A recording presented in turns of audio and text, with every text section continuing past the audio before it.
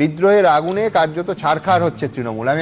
দেখুন, একটা দলের কোনো মতাদর্শ না থাকলে শুধুমাত্র ক্ষমতা আর অর্থের লোভে চলা সেই দল যে কত ঠুনকো হয় তার উদাহরণ তৈরি করলো তৃণমূল।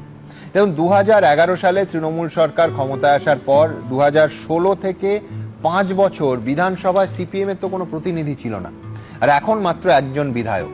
কিন্তু গত 15 বছরে রেজ্জাক মোল্লা, ছায়া দলুই, রফিকুল ইসলামের মতো হাতে গোনা কয়েকজন, করে গোনা যায় এই রকম কয়েকজন তৃণমূলে যোগ দিলেও সিপিএম দলটা কিন্তু কোনো অবস্থায় উঠে যাওয়ার মতো পরিস্থিতি বা অস্তিত্বের সংকটে পড়েনি। আমার মনে পড়ছে 2013 সালের 21শে জুন আমাকে দেয়া এই স্টুডিওর সাক্ষাৎকারে সিপিএম নেতা গৌতম দেব বলেছিলেন, মমতা বন্দ্যোপাধ্যায়ের দলটা চালাতে পারবেন না, পার্টি ধ্বংস হবে, তার সব উপসর্গ দেখা যাচ্ছে, ওই পার্টি ভাগ হবে। সেদিন আমি গৌতম দাকে হেসে বলেছিলাম, এটা আপনার উইশফুল থিঙ্কিং।